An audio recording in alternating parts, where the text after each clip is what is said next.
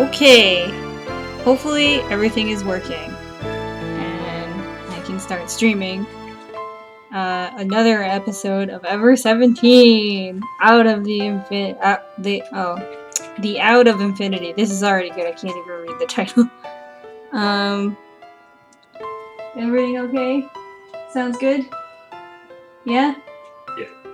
Okay, so last episode we reached an ending with gloomy Tsugumi, and it was really long. And I actually shot my voice for some reason. My tongue had like cramped up, I think, because I'm not used to talking this much in quarantine, so I had to take a break yesterday, but today we're back on it, and we're gonna go for Sora. Okay. So, just to recap what happened, Limu had a hidden pharmaceutical laboratory under it that contained a virus. Coco starts erupting blood after finding out that they were infected on day 1. Uh-oh! And everyone entered the lab just in time to see Coco's dad die. Everyone starts erupting into blood. And then Takeshi finds out Tsugumi's virus can create antibodies, but she doesn't want anyone else to have the same immortality curse. And a rescue is coming for everyone, but Takeshi stays behind to rescue Tsugumi. And he finds her with his last ounce of strength, bones. Yes, that's right. There is very insinuated boning happening in the last chapter. My bad. Oopsies, oopsies. Here we go. Back to that. And then what else? Oh, I need to get rid of this. Gotta make sure something's gone before I start this, because otherwise it will make noises. Great. Okay, and then so the two, they escape in a submarine, but they found out that it has too much weight and they lost power, so Takeshi finds out he needs to jettison himself into the murky depths to save Tsugumi. And then as we reach the ending, we go back to like the control station, and it says, with the console lighting up, it says life readings 1. Ooh, spooky. Okay, I gotta get rid of another thing because it's gonna make more noise. 1 sec. Thought I did it, but I did not. Okay. So I got the ending, and I think it's been a long time since I played this. I think I just hit new game and it's registered my ending. I think. I can't continue. You can't. Well, because if I continue, it's just gonna go straight from where I last saved, and that was 3 hours ago. I guess we'll I guess we'll find find out. out. Oh, I probably should have tested this, my bad. Okay, well, let's hope this works. Alright. So, how do I skip? Is there a way to skip? That's very cool. Let's see. Oh, F3. Woohoo! Look how fast this game goes! Holy cow! Okay, wow. Recap. This game is... Okay, wow. I've not seen that, because I think the one that I played did not have the skip function at all. Okay. Alright. I'm gonna listen to the staffer's explanation. Okay. Try to read at that speed, could you imagine? Okay. Well, I suppose it could be worse, but I'll talk to you later. So I guess Coco was trying to tell us a joke, and then we were just like, nah. Coco was like, huh? Patting the little dog's head, he turned back to listen to the explanation. So now you should know. God, I have to do her voice again. This is great. Okay, I'm gonna do her voice the most in this chapter, so we can do this. Alright. So now you should have a general understanding of the layout of each floor. By the way, Leimu was designed with the saturation diving specifications. In other words, the air pressure inside this is equivalent to or greater than the water pressure outside. And as I said that at the beginning, the complex that we're all going to enter is filled with a mixture of gases at 6 atmospheres. So right now, our bodies are adjusting to be able to handle pressure equivalent to 6 atmospheres. Of course, this mixture of gases is composed of oxygen, nitrogen, and helium, and is completely harmless to people. The reason for raising the air pressure inside is essential to make any Leimu safe. To make Leimu safe for everyone. I can read, I swear to God. Okay, everyone, we're going to enter into the ocean now. Are any of you here feeling just a little bit nervous? You might be worrying about what would happen if seawater started leaking inside, or that you might be crushed by the water's pressure, or us sinking. However, please relax. There is nothing to worry about. There's absolutely no way that Leimu could be crushed by the outside water pressure because we have raised the air pressure inside. By the way, before we entered this pressurization chamber, we handed out earphones to everyone, remember? Oh. You know what? At this point, this all sounds familiar. So I wonder if I need to skip it. So I'm gonna do that. Let's see. There's skip until next choice. Is there a skip until unread? I think you skip until next choice so that you can make the choices that change. So that I can make the choice? Okay, well, sorry, Sora, but we're gonna skip until the next choice. Boop! Zoom! Oh, this must be new, I guess. Coco says, well, what's wrong with my voice? You weren't listening to the explanation. What are you laughing at? Why are you smiling like that? You really are acting weird. I feel weird that I have to, like, push this. Okay, let's try it again. Let's skip ahead. What happens? Anything happens? Nothing happens. Okay, this must be new. Okay. Well, why don't you try listening to your own voice? Huh? It's so funny. You sound like an 8-legged alien. Alien? Alien as in, take us to your leader? Gooba Jooba Dooba space alien? Or some, like a Martian or someone from planet Kikui or something? A star person? From like the far edge of the galaxy with lasers? My joke was a lot funnier than that. Blah blah blah blah blah. Takeshi's having a grand old time. Okay. That's enough. I can't take any more of this. Thanks. Put his voice alternators back in his ears and look back at the staff member again. And that pretty much covers it. Alright, I'm gonna keep pressing. Oh, here we go. Zoom! Okay. We're zooming and zooming. Wow, look at us. Okay. Man. Okay. Now, I have to find out. I think this is the part where the Tanuki hit me.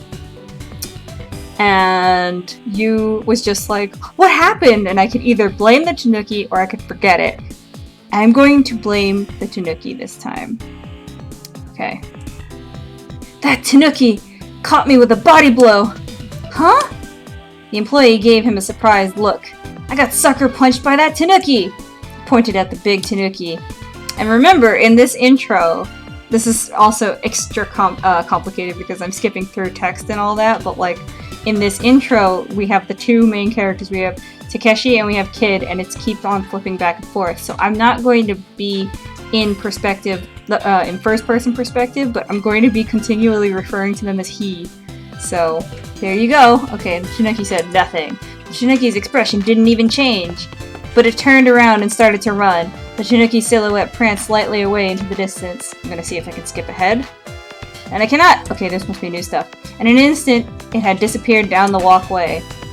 I guess like when it starts to change into another area, or like a new sequence, then I'll try and see if I can skip ahead. That seems to be what changes. Okay. So, Takeshi and the park staff, aka you, is not saying anything. That is, the staff member looked after the Tanuki as she spoke. That's not a Tanuki, that's a lemur! What? He rubbed his still aching stomach as he spoke. Yes, a lemur, you know, a fox-like monkey. Its name is Myun Myun. Alright, I'm going to see if this will skip ahead. Because we're now... I don't know, there's... No, okay. Lemu had been named after the continent of Lemuria, a legendary land. According to the British zoologist Sclatter, the Lemurian continent preceded the existence of islands scattered throughout the Indian Ocean. Lemurs were scattered throughout Africa, the island of Madagascar, Asia, and Indonesia. While investigating the distribution of those fox monkeys, Sclatter came to believe a continent had existed in the Indian Ocean, adopting the British geologist Branford's hypothesis. He named that continent Lemuria. Lemuria, I guess, I don't know.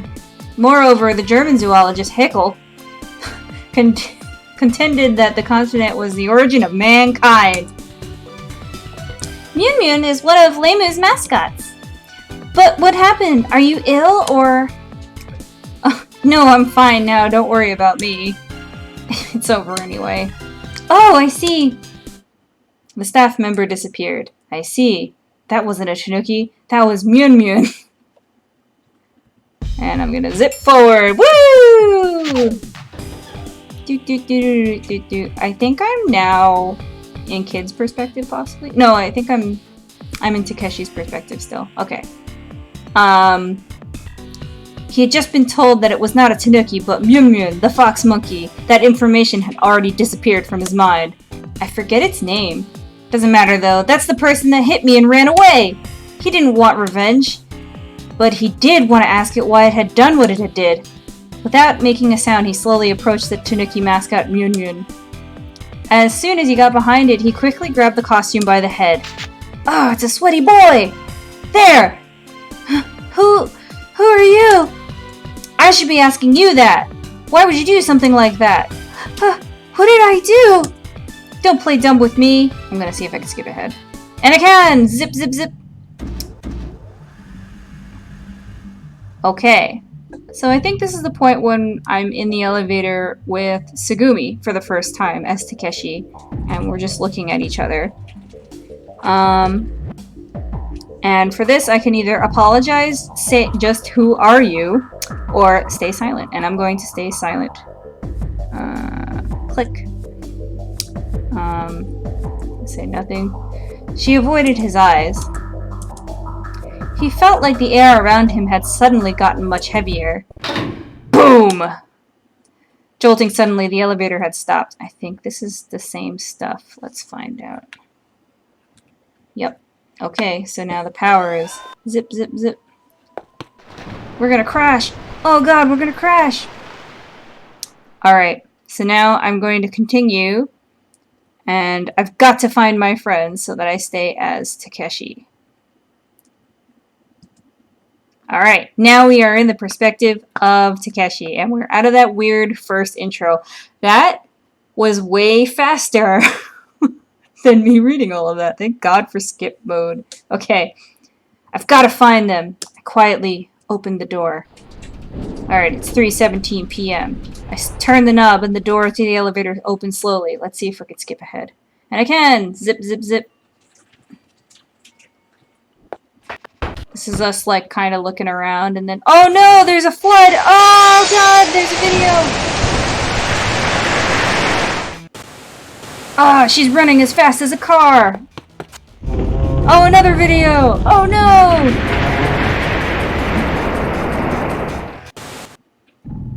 Okay. Right. Alright. So now, it's just me, Takeshi, Tsugumi, and Sora. And now the question is... that's it! Get me the person in charge! Or, it's not your fault. Or, that's not important right now. I wonder which degree of severity am I going to choose.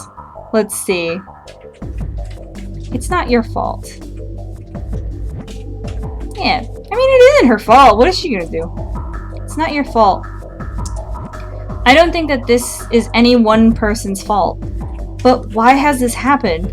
That's the issue. Sorry, I'm just a little aggravated. I didn't mean to take it out on you. It's okay. The fish on the floor was still jumping around. I think this is very much the same thing. So basically, Sora is feeling maybe hopefully a little bit better that I didn't place culpability on her. And I can zip through. Okay, we met you, the kid, and Coco. And now we're gonna learn about how flooded the compound is. Coco's gonna say some bad jokes. And now we're back to this. Let's see. I remember her tugging me along in the aquarium and running like the wind. We're talking about Tsugumi, who ran like a car! Okay.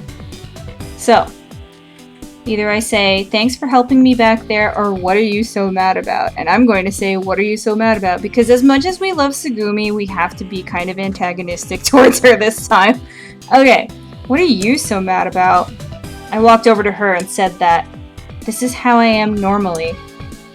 I won't ask you to pretend to be happy, but how about being a little bit more friendly? We're gonna have to put up with each other until we get out of here. Why?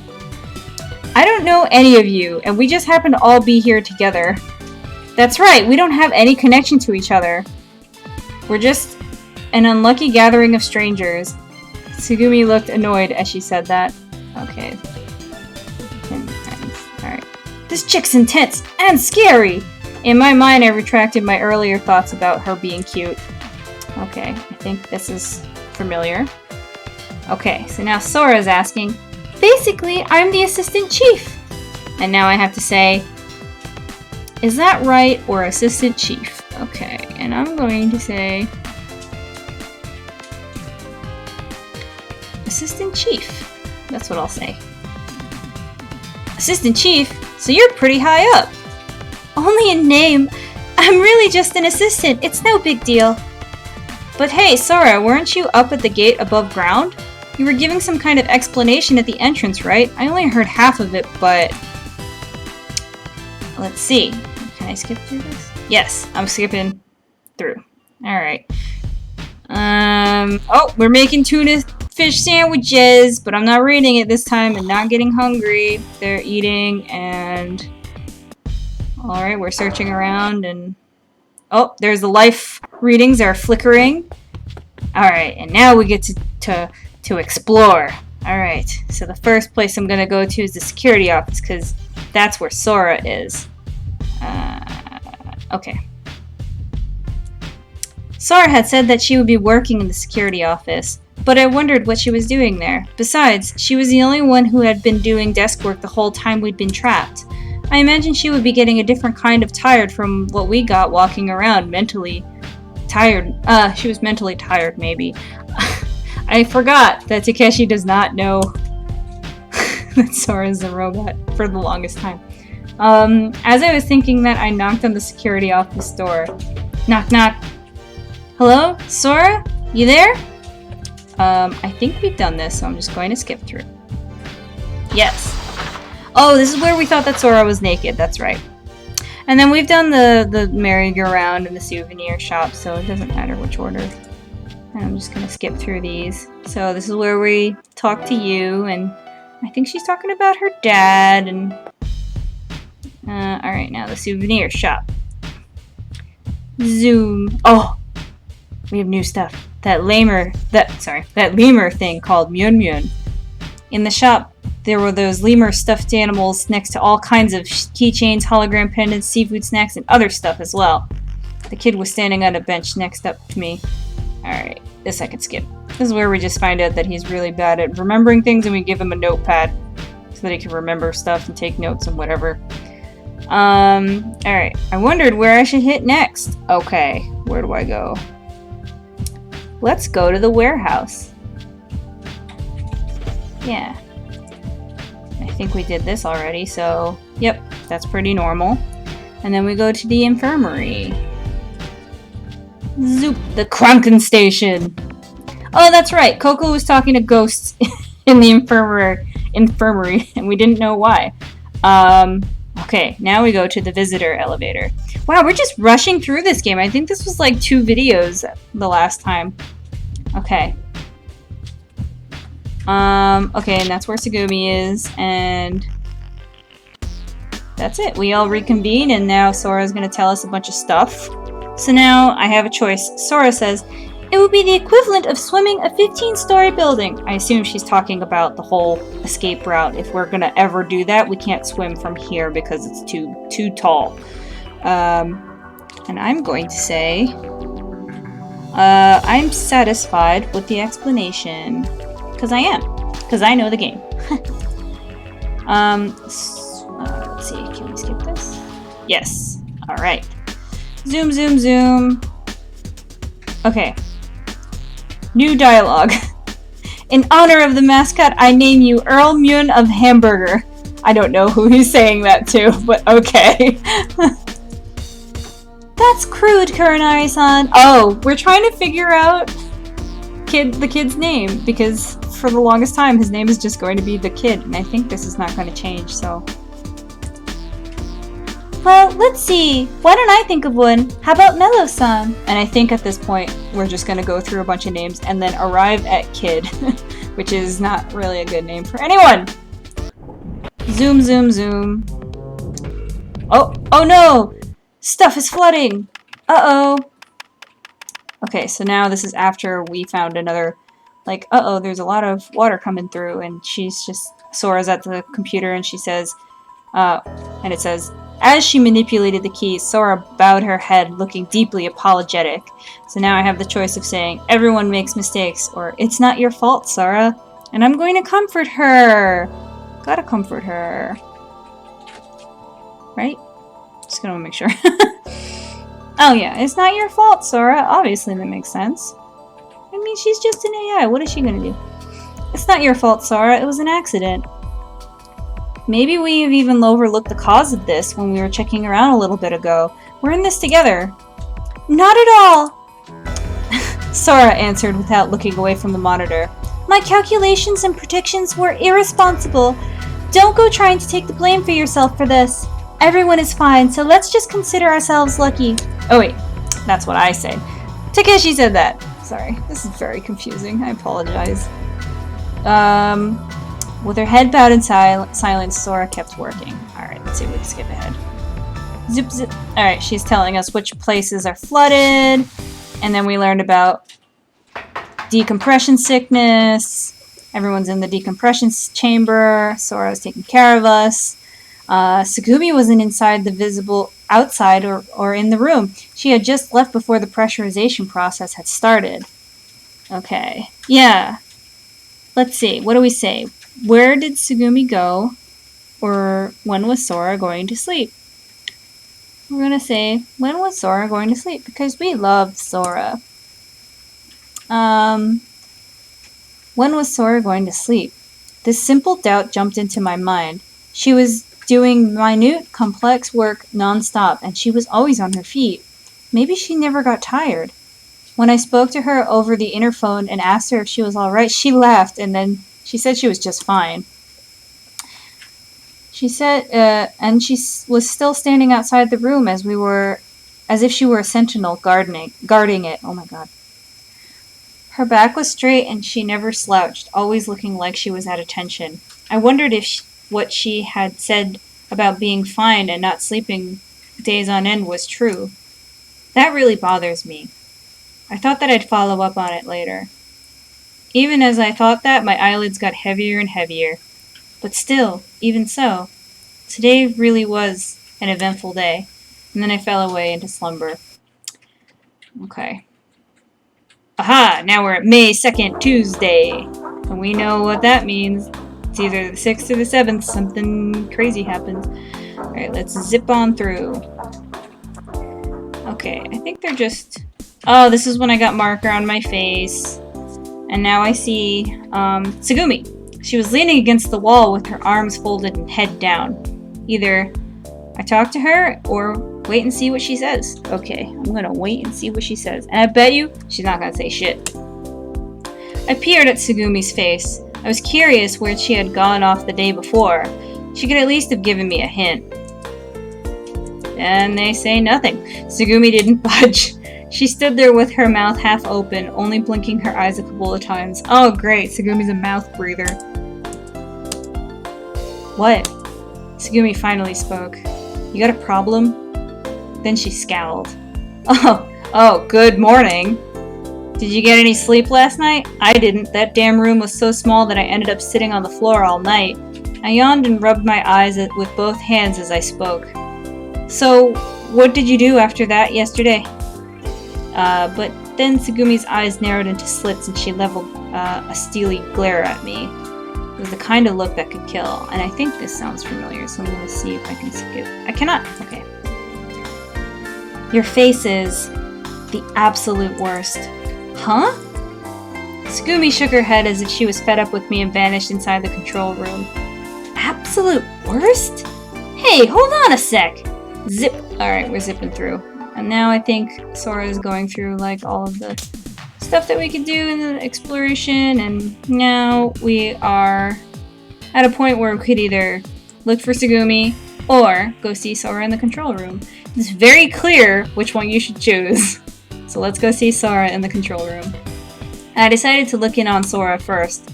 I'd look for Tsugumi later. I took the sandwiches in hand and left the room. Which way is it? I'd gone as far as the corner before I realized that I didn't know the route. Maybe it's this way. Finally, I found a room where the corridor had played out. Himmel was written on the door. Hey, remember Himmel? That's right. No, this isn't it. I retracted my route. Alright, here it is. Hey Sora, it's time for dinner! I pushed the open button next to the door. But the door didn't open. Hey Sora, open up! I brought you food! Time to eat! Alright, I think this we've seen. No? New. I shouted into the interphone as I pushed the button to talk. Eat? She replied to me through the speaker. Thanks for going through the trouble, but I don't need any food. You don't? Don't say that. Sora, have you been eating okay? You have to eat. You're not going to have any energy. I'm sorry, but I'm occupied at the moment. I remembered that we'd had the same exact exchange the day earlier. Hurry it up. These sandwiches are going to get cold. Besides, I made them special for you. Listen, I want to give you these, so will you please open the door? I really can't. Come on, please. Just open the door, Sora-san. I'll throw in a coupon for beer if you want. I'm sorry. We kept arguing through the speaker. Alright then, I'm just gonna wait out here for 1 more minute. 1 more minute? You're giving me a hard time. Come on, Takeshi. I have to go somewhere. Huh? Somewhere where? It's none of your business, Takeshi. Oh my god, leave her alone. Hey Sora, where are you going? Hello? Hello? I pushed the button again, shouting, but Sora didn't answer. Just then, the lights in the corridor began to flicker uneasily. Instinctively, I looked to the ceiling. Listening carefully, I heard a sound like a rumbling of thunder far away. What? What's happening? It couldn't be. Tiny waves formed in the water pooled on the floor.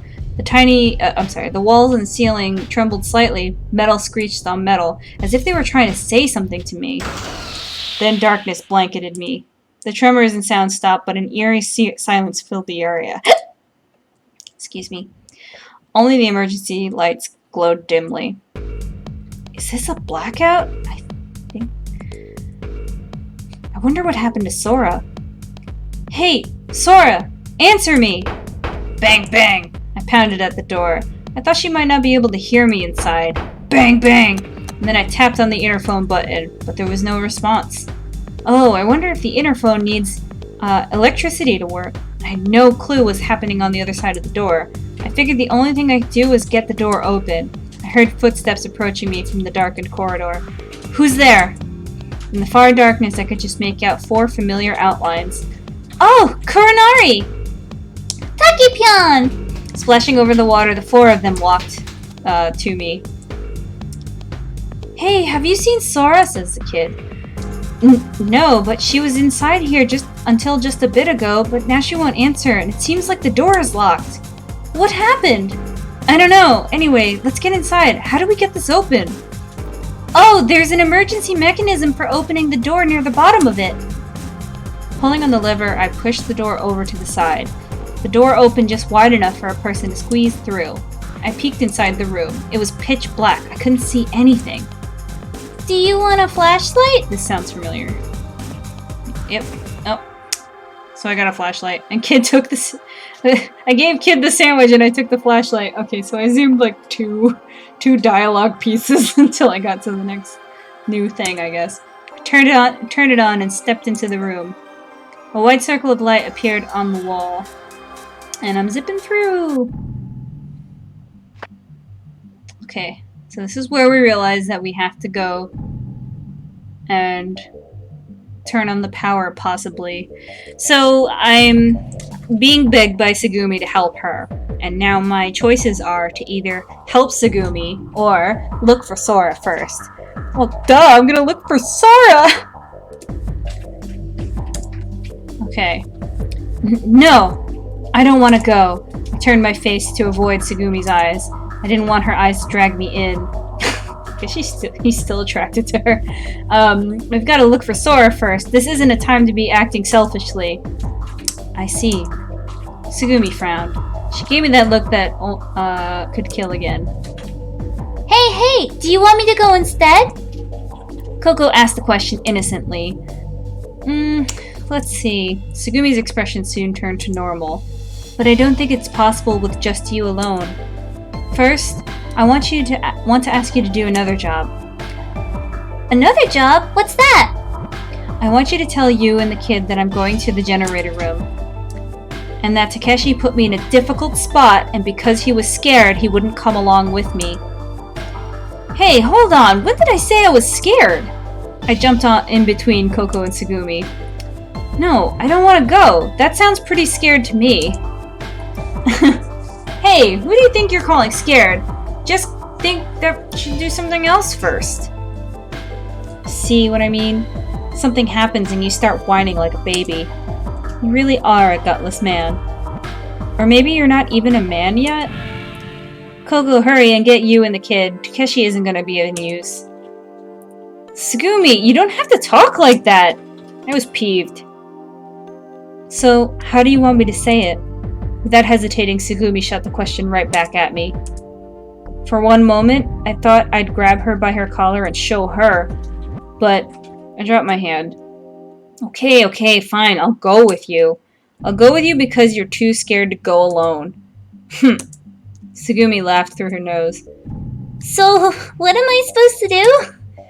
Just tell you that I'm going to the generator room, and I'm taking Takeshi along. Roger, 10 for that! Oh, we miss Pee-Pee. Coco clicked her heels together and gave a kind of salute. Alright. This is all familiar. Zoom! We're in the elevator. She makes a hole. Alright. So either I choose decide to escape or wash my hair. And last time we washed my hair, so I'm going to decide to escape. I decided it would be best to escape. I didn't want to be around that crazy woman anymore. I discreetly reached for the handle of the watertight door. What are you doing?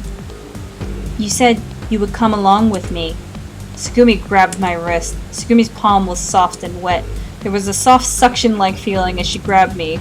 Tsugumi stared at me. It was a serious, hard look. Fine, have it your way.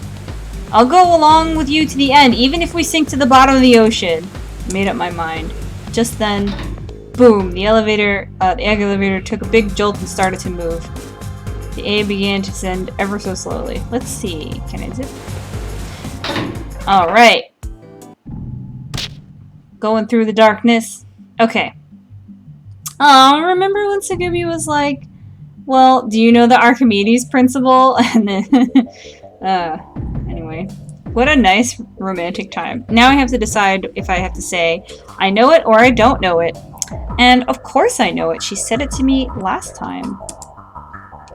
Dang, you're annoying. Of course I know about that. The buoyancy of a submerged object is equal to the weight in liquid displaced by the object. And what does that have to do with what we're talking about? How about you figure out the rest yourself? And there she went again. She would tease me along, but that was it. Let's see if we can... Alright. Going into the pipes. We're gonna fix the pipes. Okay. So now I have another decision. And I wanted to ask...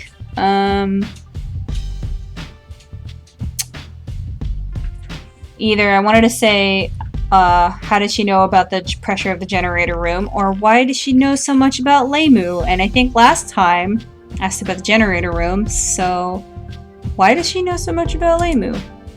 I decided to ask about something that had been nagging me for a while. Tsugumi, why do you know so much about Leimu? I mean, you seem to know a bunch of details like about the generator room or the pipe room or whatever. I couldn't check her expression, but it seemed like she was deep in thought about something. How's that for a meaningful question? Completely devoid of meaning. Tsugumi muttered that. How is my answer to that going to help you? It doesn't really matter whether you know about me or not. It's something you don't need to know. Oh, I see. Well, if you don't want to tell me, that's fine. Still, I really did want to know. Tsugumi's evasion of the question had made me interested in finding out what there was really to her. But I didn't think that she would answer if I badgered her about it anymore. I was irritated, but I decided to play it cool and pretend like I didn't care. Then, hey. Oh, I think this is when Tsugumi is going to spray me with acetone. Yep. She's spraying my face with acetone because it's covered in crap. And now we're back in the steam room, got the generator going back in the elevator. And then there she is. Okay, now it's like 11:41 a.m. Okay. So I think this is when we started playing Kick the Can, possibly. Okay. Coco's asking me, right, Takepyon? You know it, right? And I have to say either, of course I know it, or I've never heard of it. And I'm pretty sure that this is the... Let's see. Of course I know it. I know this game. Of course I know it, I answered with full confidence. Oh, she wants to play Super Memory. That's right. You want me to help you set up the cards? Yes, please. Wait a minute. What in the world are you talking about? What are you guys scared to play Super Memory? Are you bad at it? No. I don't know if I'm good or bad at it. Huh? You mean you really... You guys really don't know the game? Nope. Me neither. You're kidding. I don't believe this. I was stunned. Well, we don't know what we don't know. And with that, you clammed up. It's a pretty famous game. At least I thought it was. But it's no problem. The rules are simple. I'll teach you. Coco started shuffling the cards around brilliantly. And then now we're just gonna zoom through the game. Oh! I think that was sodas that was being tossed around. And now the kid is in front of me and I'm asking him, huh? Where'd you get these? Did you make them? You gave them to me when I gave you the flashlight. Oh, these are the sandwiches that I handed him. Okay.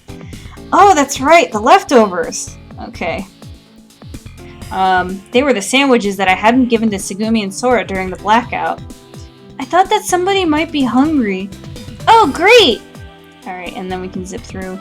Besides, I realized she might not have eaten anything since breakfast. I'm gonna give Tsugumi a sandwich. Alright, this one's for you, Tsugumi. I gave Tsugumi one of the sandwiches that I took from the kid's hood. Tsugumi took it without saying anything, then held out the remaining one to Sora, and we know what happens here. The other one is for you, Sora. You haven't eaten yet, have you? No, I'm fine. Don't be polite. I know it tastes good. Still. Alright. And then we find out she's an AI. Okay. He was like, the explanation at the park entrance. Of course I wouldn't listen. Duh. So I have to decide whether I want to say, what about it? Or, no, I didn't say anything. Don't say anything. I know. Okay. No, don't say anything. I know. Sora is... No, don't say anything. I know. I'll guess. And for some reason, I didn't want to have you tell me. Sora is... I've got it. Sora is a ghost of a beautiful system engineer that died in the prime of her life with her dreams still unfulfilled. No, she said it bluntly. Kurinari, you're not even warm. Don't be stupid. Well then, tell me what she is.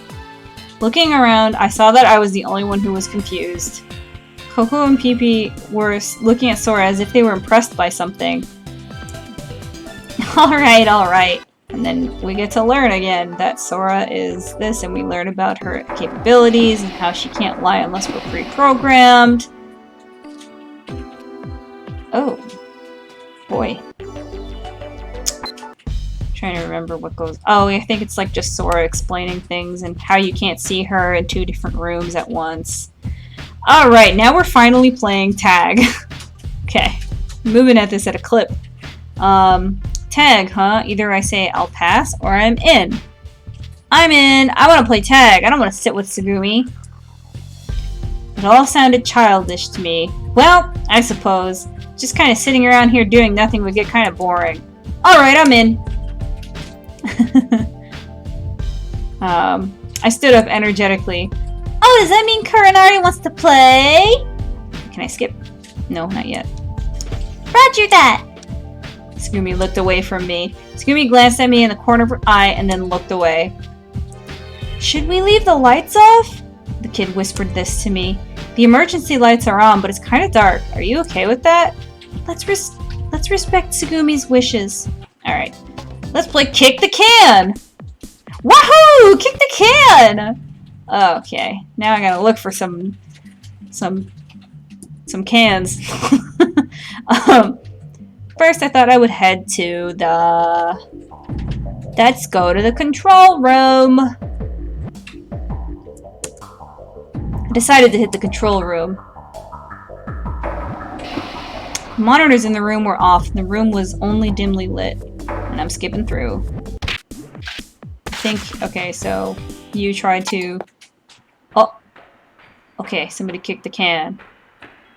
Oh, this is scary because I skipped ahead, so all the sound effects are playing now. Someone's coming. Oh. This is scary. This is scarier than like the actual, like, kick the can. Who is that? Who is running? I don't know. Okay, so I thought about where I should start looking again. Alright, so it's either the Lemurian Ruins, the rest area, or the tuna sandwich stand. Oh, I can tell that this guide used the previous translation because it says chicken sandwich stand. Tuna sandwich stand, let's go! I arrived at the tuna sandwich shop. The area was dark, but it still smelled delicious. Dang, I'm hungry. Maybe I'll just stop for a bite. I reached in for some sandwich packages then that were lined up on the counter, and I took up the wrapping and took a bite. Ouch, that's hard! Oh, it's the display model. I had taken a bite of a wax sample and it was tasteless. There was no way I was eating that. Oh well. I went around the back of the shop and went inside. Thought I'd make myself a fried tuna sandwich. The light inside the shop was dim. But since I'd been appointed chairman of the breakfast committee that morning, I knew exactly where the food and cooking equipment were. I stooped over to the fridge by my feet. There should be loads of food in here. Huh? Something was sticking out beside the fridge. A hand! It was a pair of white hands. I'd seen them before. Above them was a face I'd seen before. She was looking around nervously. Hey, what are you doing? Oh, it's Sora! Look, she's so cute! Look at her little, like, misshapen, proportioned body. It's great. I love it. Oh, and I see Coco in the back there, too. Okay. I guess that she hadn't noticed me. She's an AI! Why doesn't she notice you? Oh, right, she turned off her sensors. That's right, I forgot. Looking up and seeing me, she stiffened. She seemed flustered, her mouth agape and her eyes looking around desperately. Welcome to our restaurant! I bent over awkwardly, Sora shifting gears and suddenly shot me a smile. Oh, another customer? What'll you have? What can I get for you today? I'll take a fried tuna sandwich, but I'm pretty sure that's all you got anyway. Oh, is that right? I'll get right on it. And what would you like to drink with that? Let's see. Sora, I'm amazed that you were obeying the rules of the game so strictly. I thought that maybe you'd vanished somewhere or gone somewhere where I couldn't find you. But then that would ruin the game, wouldn't it? I play by the rules. I know, but still. If you're going through the trouble of hiding, you should at least try to hide a little better. Sora simply squatted down and covered her head. Is that right? I don't think that I would be easy to find. Well, since you found me, there's not much that I can do about it. I took some bread out of the fridge for a sandwich. Munch, munch, munch. Kurenari-san, I'm not out until you step on the can, right? Yeah, I know. Don't you think this is not the time to be eating bread? No, it's okay. With you here, it also means that Coco's around here, right? Yes. Don't worry, I'll hound her after I finish this. Bow wow! I don't know why Takeshi says that, but okay. Bang bang. I pounded on the stainless steel kitchen counter. I know you're hiding in the back of the shop already. Coco is not saying anything. Well, that's where you want to be, that's fine. If you aren't there, then tell me. I'm not. Coco-chan. Coco-chan, if you talk, he'll find you. Huh? Girl, you fell for the oldest trick of the book. Oops. Coco and Pee-Pee came out from under the counter together. I found Sora, Coco, and Pee-Pee. I stepped on the can. I thought I'd check on some of the other rooms. Alright, where do I want to go? Let's go to the Lemurian ruins. Alright, zip through. Found somebody. Found another person. Now we're playing kick the can still. Oh, I think this is where we hear them kick the can. Yeah. Who was it? It was a ghost. Alright, now we're making breakfast. I think Kid hates the sandwiches. Okay. So now I'm standing in front of Tsugumi, and she's like, I don't know, I guess she was eating breakfast, but now I'm going to either ask, where'd you go this morning? Or do you want another one? And I'm going to ask her, where did you go this morning? Because I'm Takeshi, and I need to know where everyone is. By the way, where did you go this morning? Why? What do you want to know that for? Well, when everyone went to bed, you were still with us, right? But when we got up, we couldn't find you, so... So what? It's none of your business. That's not true. I'm in charge of breakfast, right? So I just wanted to know if you wanted some. I ate, okay? Enough already. What? No, I mean, yeah, but... It was on my mind, you know? I guess I was worried. I wondered what happened to you. Where did you go? Where do you always disappear to? I wanted to know. Hey, I got it. You just have to find yourself a place to go be by yourself, right? As usual, those questions were getting me nowhere. Well, if you don't want to answer, don't worry about it. Boom! Okay. Skip on through. I don't really remember what's happening. Oh, we found... This is... Oh, okay. This is me fixing the pipe room. This last time we were here, Tsugumi got her leg impaled and it was a big deal, so... Alright, this time I'm gonna go counterclockwise. And then clockwise.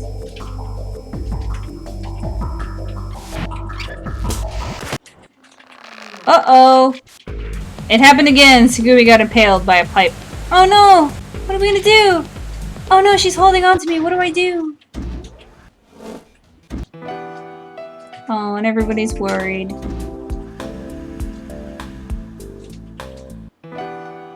There she is in the bed again. Okay. Oh! Finally! We get the good stuff. Okay.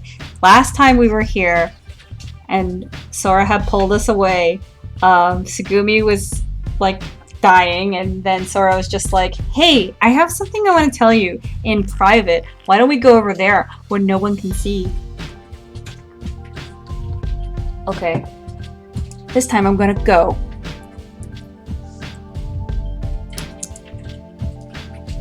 Okay. Where are you going? To the dolphins. To the dolphin carousel. I like that place. Alright, let's go. After we left the infirmary, you and the kid were looking at me with curious expressions on their faces. What's up with them? Looking like they were bit on the butt by something. Sora answered me with an amused laugh. They thought that you were talking to yourself. Oh, okay. Oh, wait. Why? I was talking with you. Didn't I say that I wanted to talk about something secret? Huh? Oh, now I get it. Apparently you and the kid couldn't see Sora. Alright, 7:25 p.m. We reached the dolphin carousel. The circling dolphin stood still in the silence. It's so quiet. Sometimes it seems that the everyday hubbub is all an empty lie. Sora spoke quietly. I apologize. That was inappropriate. It doesn't fit the moment. No, I don't mind. If I had known about this place days before, yeah. And if I had seen it back in the days when it was full of people, I'd probably be thinking the same thing. Sora, how long have you been here at Lemu? I started working at a functional level in April of 2011. So, since then. 6 years, huh? Yes, that is correct. 2,223 days. Sora narrowed her eyes. She was nearly overcome by some feeling. Could it be nostalgia? Didn't seem like a programmed emotion. She must have treasured her memories of that place. We gazed at the figures of the silent dolphins for a while, excuse me. So, listen, Sora. I broke in, hoping it was the right moment. Yes? What is it? You said that you had to talk to me about a secret. Are you ready to tell me about it? Ah, yes, that's right. She straightened and turned to face me.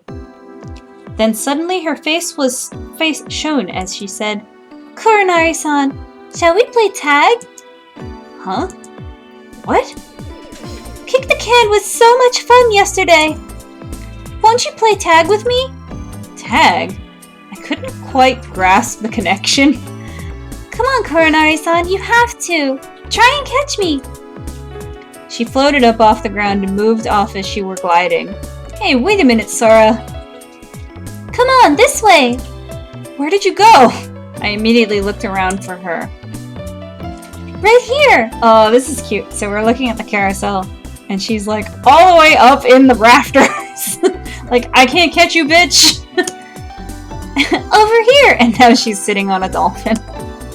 And now she's standing by the lights. Like, where are you looking? She would flicker into view here and there and then disappear again. Hey, you! And now she's up in the rafters again. This way, this way! What's the matter? Now she's behind the lights again. I'm right here. She's right in front of us.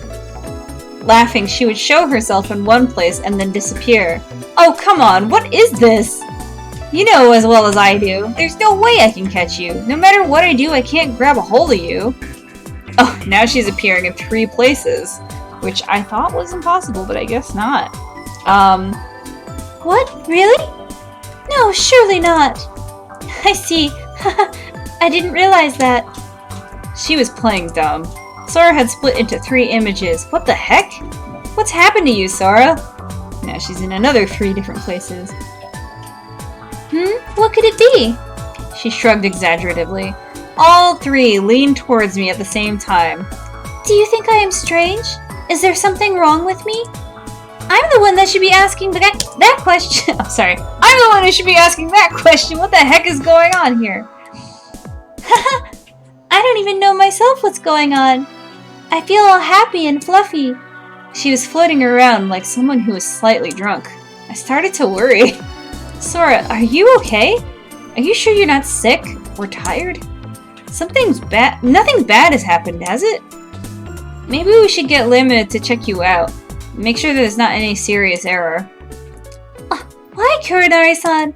She pursed her mouth and took a huge sigh. And then suddenly, she appeared right in front of me in a slightly troubled pose. She didn't move, and there was only one of her. All right. I will stop playing around with you. Playing around?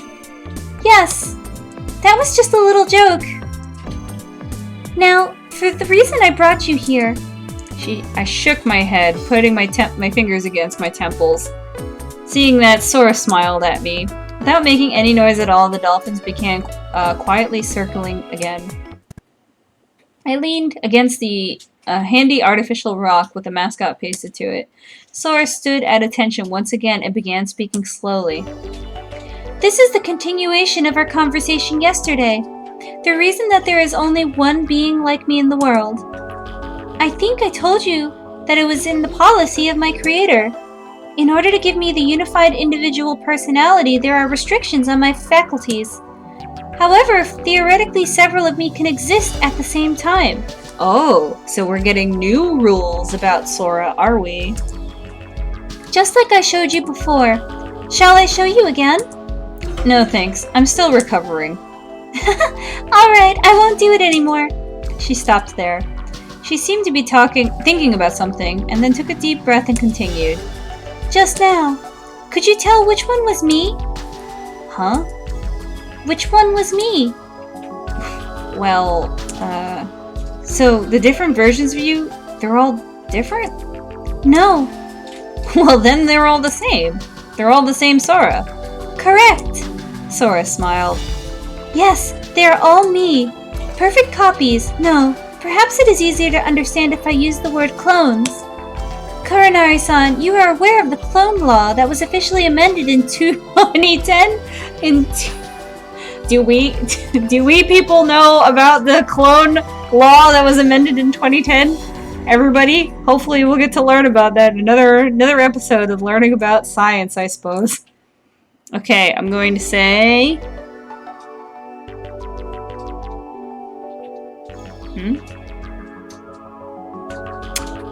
I don't know. I don't know which one I'm supposed to choose. I don't know which choice this is. I think the last thing I said was go. So I think I'm supposed to say I know. I think I'm supposed to say I know.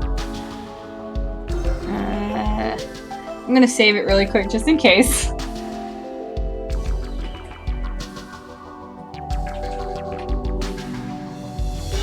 Okay. I'm gonna say I know, and hopefully this is correct. Yes, I know of it. In 2010, human cloning, which had been illegal up until then, was allowed by law. As long as anyone receives the approval of authorities, they can undergo clone fertilization as a way to treat infertility. The nucleus is taken out from an already cultivated somatic cell and inserted into an egg that has had its original nucleus removed. I don't think that Takeshi would know this. This is just me shooting a shot in the dark, but he doesn't even know what a lemur is, let alone what cloning is, but then it is implanted into the mother's womb.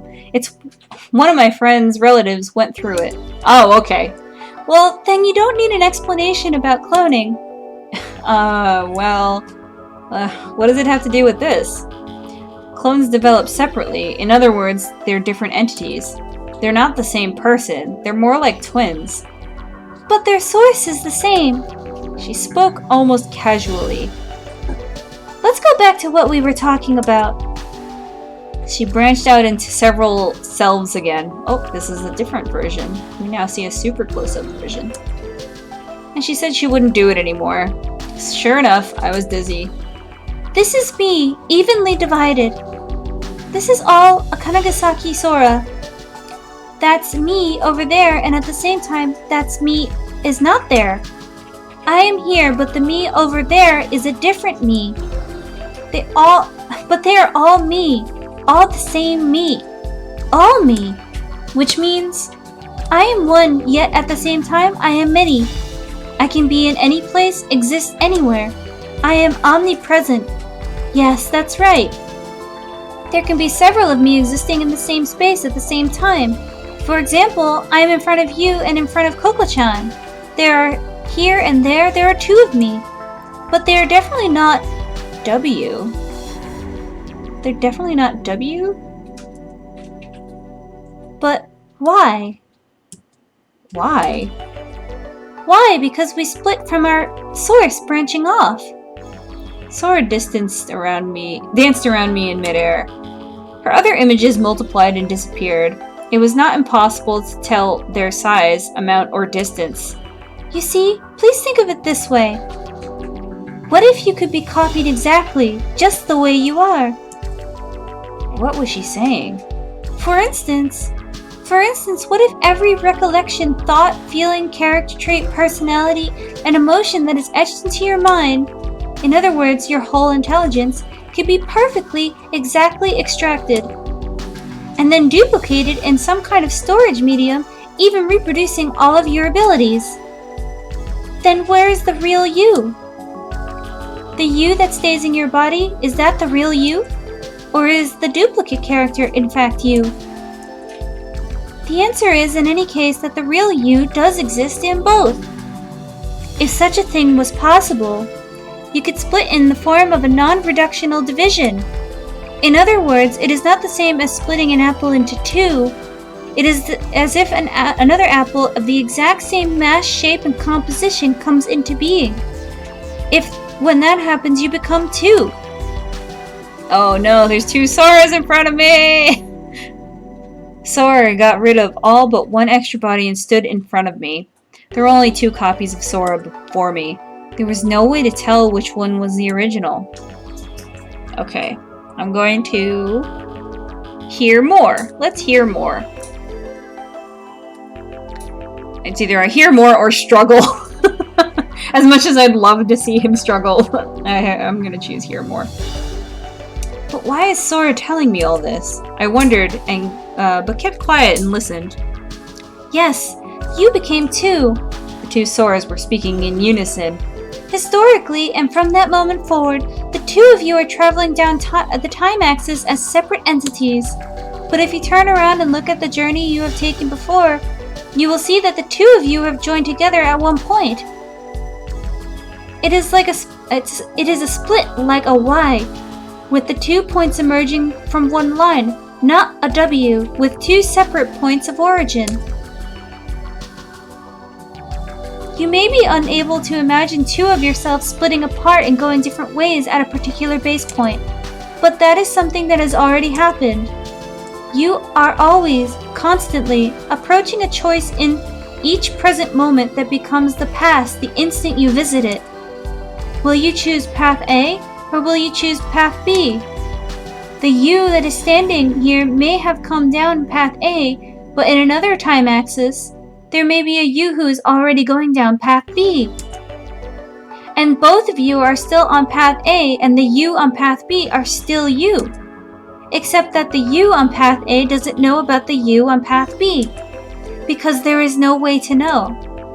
In the same way that you on path B probably isn't aware of the you on path A either. Do you? That's confusing. I think what we're talking about is divergent time points. But yeah, okay. Anyway, now I have to decide if I do know or I don't know. I'm gonna say I do know because I do follow her so far. It's obvious, I answered. You just stated that there is no way to know. There is no means in existence to let my A self see my B self. For a person who has a three-dimensional body, they have to receive flattened visual information from two eyes, and the brain has to make sense of it. In the same way, to know both A and B of yourself exist, you have to move to a perspective completely outside of the Y. Even if you understand it intellectually, you can't actually confirm that A and B both exist. That's right. Wonderful, Kurenari-san. You might be a natural at this. At what? At physics, or perhaps even philosophy. You don't have to flatter me. Sora held her hand up in the air. I could see a holograph. The board appeared in the midair and neatly folded itself into a square, and now we have a new image of this exact image that she just described.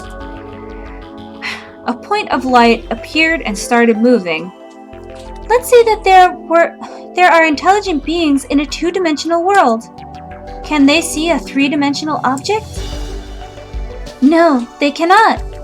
The square changed into a cube. We have a new image now of lights bouncing around a cube that are going in a straight path. The reason is that since they only exist in two dimensions, they can only perceive those things which happen on a plane. In a two-dimensional field division, only straight lines, one dimension, can be reflected. The dots of light appeared on all 6 faces of the cube. but each light only moved around the surface of its own square, never intersecting the other lights. Now then, let's say for some reason they become three-dimensional. Then in their three-dimensional range of vision, only planes of 2 dimensions can be reflected. The lights from the 6 surfaces gathered into one and become one and moved to the center of the cube.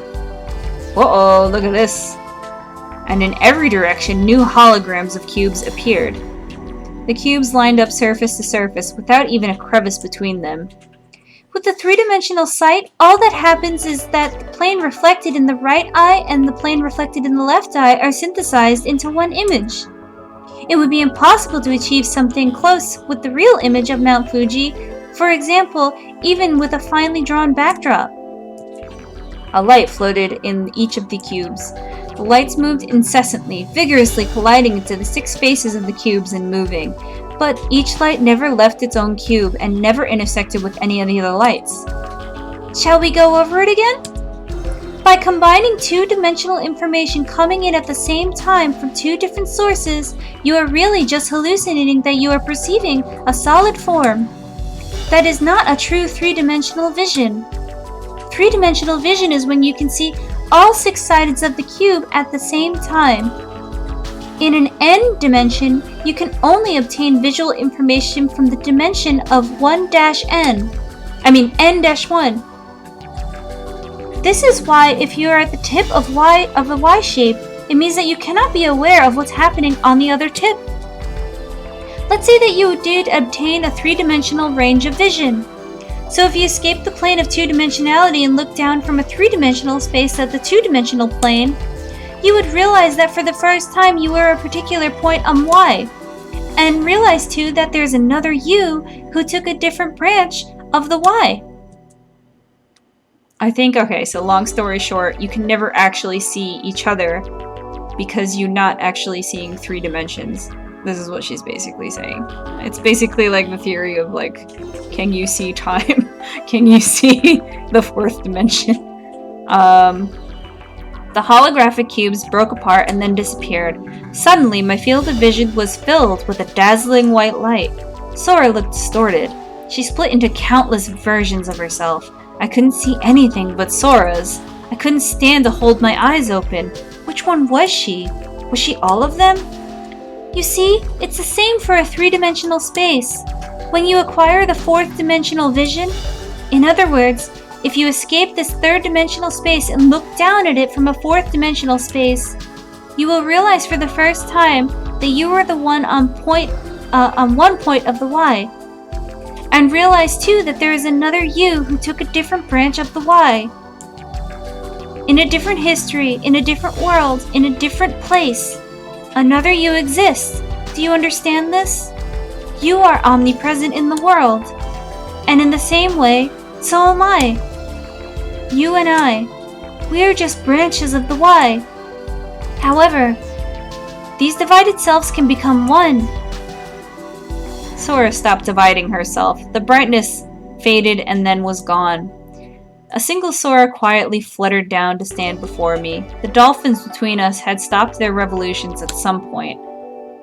In the self that you don't know in the self you don't know, if the self you don't know were to become inseparably bound with you, then you could stand in one place and you could see and understand that all the others that were you, then would all the experiences of the other selves become like your own experiences.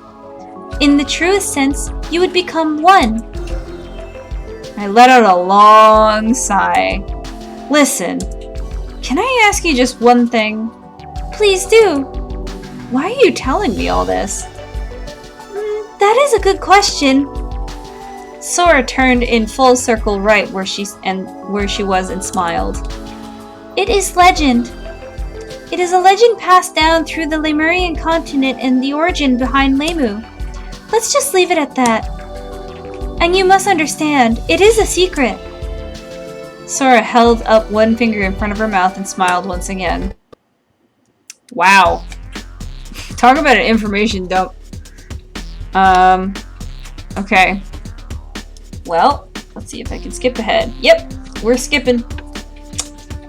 Oh, I think Coco's like, here, you can have these delicious sandwiches with some salad dressing. Oh, and the roses thing happened. And it is night, and Tsugumi was awake. And now I'm having a conversation with Tsugumi. This is, last time we were here, Tsugumi and I got in a heated argument where she was just like, I want to die, and I don't know why you saved me, and you're responsible. Okay. So now, I said, but it was my fault. I was the one who caused her injury, so now I have to either apologize or don't say anything. And I'm gonna say nothing. I didn't know how to respond to that. I had saved Tsugumi, and yet I had caused Tsugumi to get hurt. From there on, I just didn't know what to say. All I could do was stare blankly, silently. Then I bowed my head. There was nothing else I could do. What? What is it? I raised my head. Tsugumi was glaring at me again. Let's see if I can skip. Nope, not yet. You don't understand. I don't care at all about this injury. Do you want to say it's your fault? Don't be conceited. Tsugumi sighed heavily. It's just that I wanted to die. And I now know this conversation, so let's go skip through. Takeshi's like, I got it! Turned away from Tsugumi and I blurted out something. Well then, Tsugumi, how come you helped Coco? No, better yet, how come you went to go repair the warehouse? You wanted to die? Well then, you didn't really have to worry about us, did you now? You shouldn't have cared at all if we'd all died. Right or wrong? Tsugumi's mouth didn't move. Neither did her rest of her body. She just lay there. You know, I'm glad I saved you, but I just stopped thinking that saving you was a good idea. I just stopped thinking that saving you was a good idea, is what he said. Okay. After that, I have nothing more to say. I rose to my feet and I left the room. Wow. This time we stuck it to her. Yeah, that's right, Takeshi. Okay. Sora's like, Kurenari-san, what happened? Where's Komachi-san? Again, Sora was waiting for me. She looked concerned. Oh, her? Yeah, she's fine. She's pretty quiet. I'm no doctor, but I think she'll be back on her feet soon enough. Besides, she doesn't look like she's dying. I think we can all relax. What? Sora simply blinked at me, and then her eyes narrowed sadly. You shouldn't talk like that, Kurenari-san. Huh?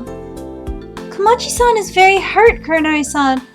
She needs to rest more than anything, alright?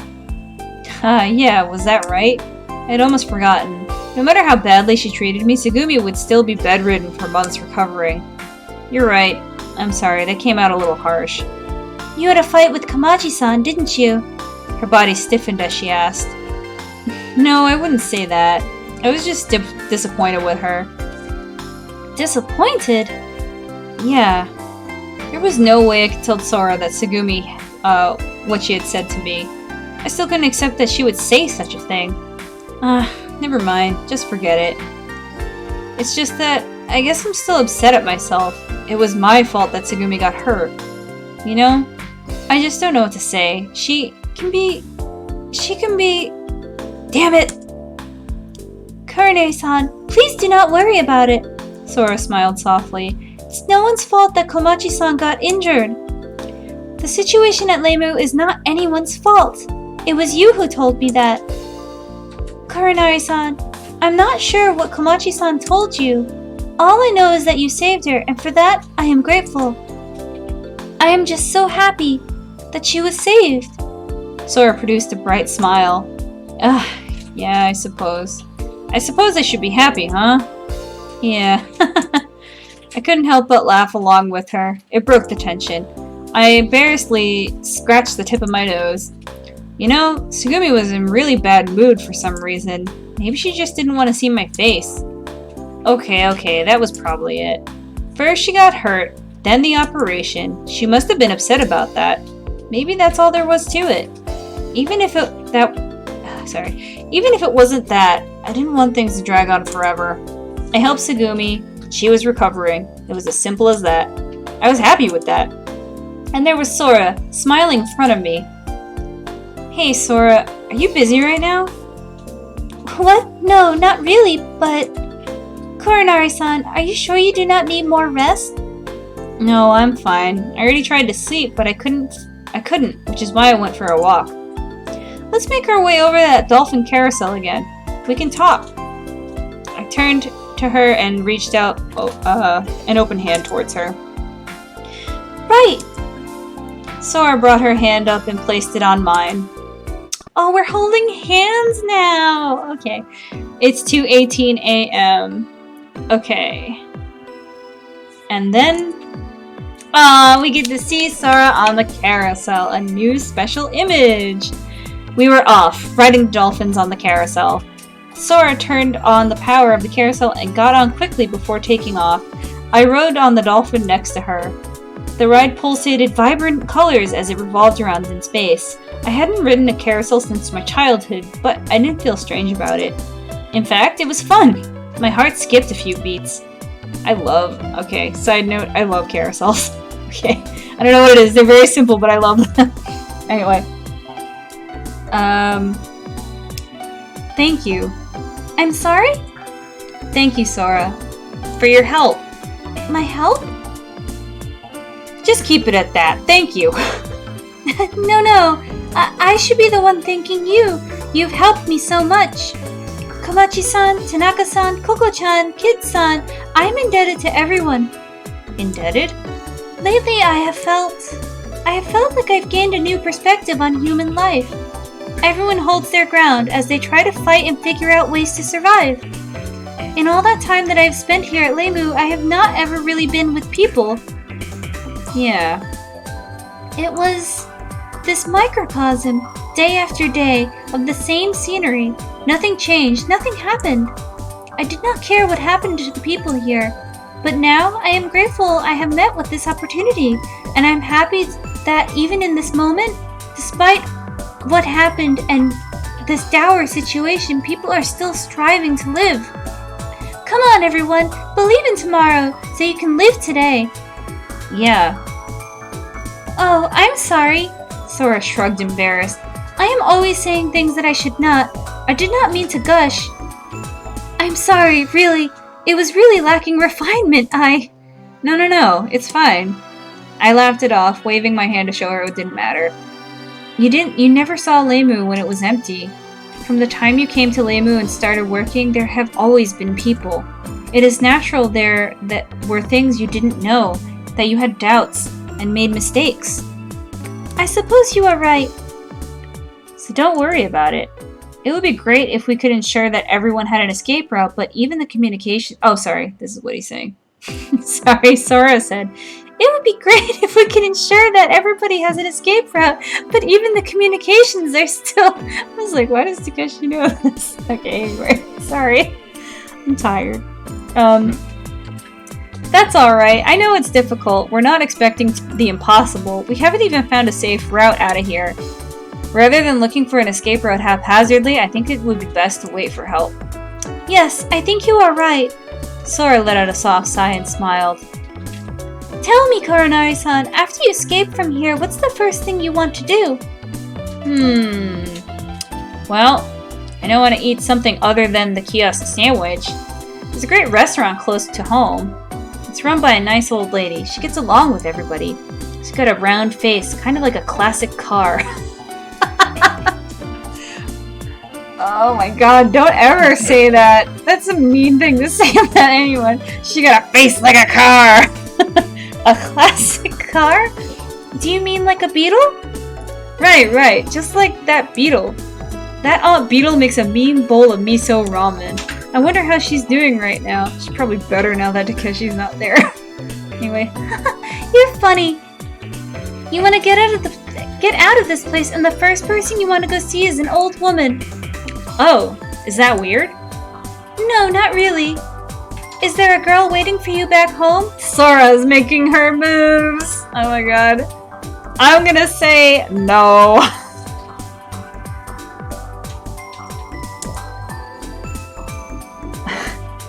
So yeah, to answer your question, no one is waiting for me out there. We broke up a long time ago. It was a clean break, if you know what I mean. I see. So you've been in love before. I wouldn't put it that way. Well, our relationship wasn't your perfect love story. But I have been in love. Wow, that's great, Kuranari-san. Sora smiled slightly. Hey, stop teasing me. You're making me embarrassed. But it really is fantastic. I was pretty sure my face was as red as a boiled crab by then. And imagining it only made it worse, that was for sure. Well, I've never been. What? I've never what? Never had that experience. What experience? Come on, Takeshi, wake up! What is love? Sora suddenly put on a serious face. I want to know. What is love? Tell me how, its method, its meaning, its purpose.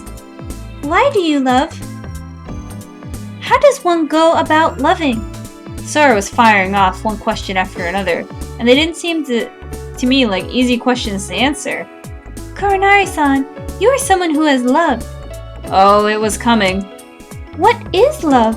Can you explain it and help me understand it? Oh boy. I'm going to say, as much as I would love to say I can explain it, I'm going to say I can't. Okay. Let's see. Yes? I tried to buy myself some time by lengthening sounds as if I had an answer on the tip of my tongue. Love. What was love? I've never really thought about that seriously before. Wasn't there some other way I could describe it? No, I had to think. I had to think about it. What was love? How could I explain love to someone who had never experienced it? Love. What is love?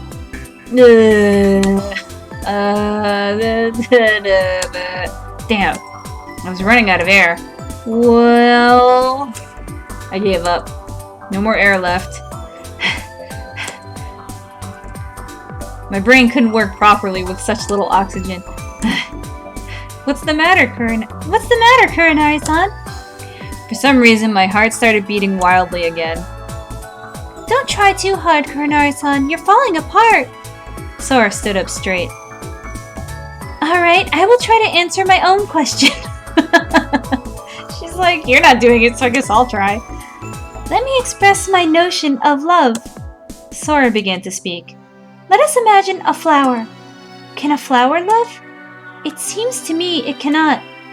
At least from the perspective of human beings, flowers don't act in any way that can be viewed as love. What about animals? Do they love? They may love, they may not. Some animals seem to act out of love. We have observed this to an extent. But perhaps animals do not understand the true meaning of love. It is unclear whether the same as human definition of love. Do humans love? Yes, I believe so. Love is one of those mysterious things that people are programmed to do. One of its functions is reproduction. But that appears to be a function independent of love. Stop! But Sora continued to speak, so I cupped my hand over her mouth. I put my hand over her mouth, but I couldn't feel her lips. Hey, hold up, slow down. I still couldn't tell if her lips were warm or not. It somehow felt as if something were there, but then again, maybe it was my imagination. I felt trying to see if there was some sort of warm feeling. Let's see, let me tell you what I think. Why does a rose bloom? Why does a canary sing? Sora just stood there blinking at me. Her eyes were fixed on me. Love is not rational. It's not something you try to explain through logic. It's something that is planted in the depths of your heart and steadily blossoms into something beautiful. If something goes wrong, the flower might wilt and die. But if the love is true, it may bear amazing fruit. There is no rhyme or reason for the process of love. Even if you do find the reason in it, love isn't an emotion that you can control easily. Love is something that visits like wakefulness after a slumber. Just as we awaken in the morning to begin our day, we are put on this earth for the purpose of love. To live is to love. To ask what is the meaning of love is to ask what is the meaning of life. I slowly removed my hand from her lips. Her eyes were slightly sweaty. I'm sorry, I can't read. My hand was slightly sweaty and warm. Sora, what do you think of my explanation? I might have borrowed bits and pieces from elsewhere, but I don't think it's all wrong. No, actually I believe it's right. Did you understand what I said, Sora? Sora nodded silently. Roses bloom to blossom. Canaries are born to sing. Humans are born to love. I think that is a beautiful way of thinking. A smile appeared on her lips. However, if a rose is born to bloom, I don't think that a rose knows this. And I don't believe a canary believes its purpose is to sing. But from the eyes of a human, it might appear that the only purpose of a rose is to blossom. Similarly, from the eyes of a human, it might also appear that the only purpose of a canary is to sing. It would appear that humans are probably the same. I imagine that people don't believe that they are living for the purpose of loving. But from my perspective, I believe they are mistaken. It would seem to me that people only live to love. It could be that's just how things are. The movement of dolphins began to slow. The music faded to a stop as the dolphin carousel began to slow. Oh, is this it? I dismounted the dolphin and stood on the carousel. I wish we could have ridden it just a little bit longer. But that was fun. Let's come ride these dolphins again sometime. That was a pretty deep conversation we just had. Sora? Sora was still riding her dolphin, not moving. What's wrong, Sora? Sora looked up absently. But there was nothing in the air where she was looking. Only the sprawling dome-like ceiling of the dolphin carousel extending in all directions. Sora? Hey, Kurinari-san? Sora was looking up into the empty sky. Why was I created? What was the purpose of me being alive?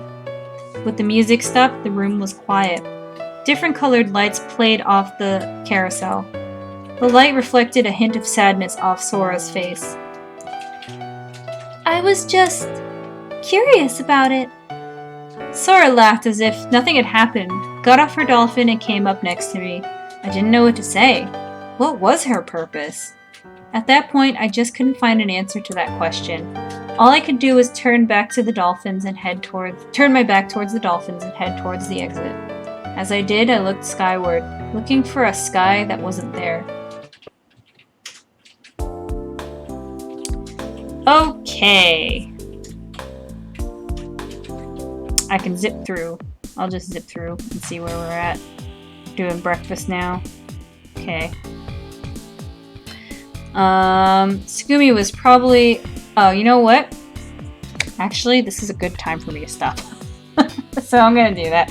Wow, what a deep conversation with Sora, guys. Okay, so I'm just gonna continue this tomorrow. Hopefully that won't be a haywiring system by being like, what is my purpose? What is my purpose? Okay, well, that was fun. And I'll upload and I'll see you again sometime. Goodbye forever!